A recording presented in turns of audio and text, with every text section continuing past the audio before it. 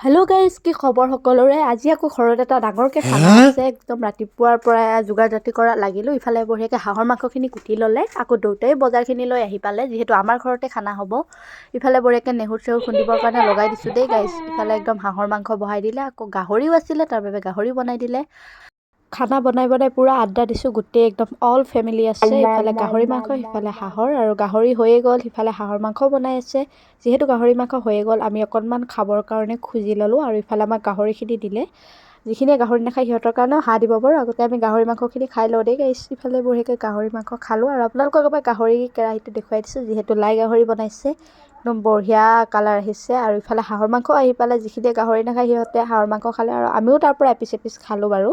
পিছত যিহেতু খানা ৰেডিয়ে হৈ গ'ল, তাৰ বাবে সকলোকে দিলে সজাই পৰাই। আমাৰ ঘৰৰকেইটাই পাতত খাইছে, আৰু আলহীকেইটাই কাঁহীত। মোৰ কাঁহীখনতো দেখাই পাইছে গাইছ, কাঁহীখন সৰু হ'ল, মাংস বেছি হ'ল, কি ক'ব আৰু উপায় নাই। দিয়ক বাৰু, আজি ভাতকেইটা খাই লৈ ভিডিঅ'টো সমাপ্ত কৰোঁ দেই। Bye bye.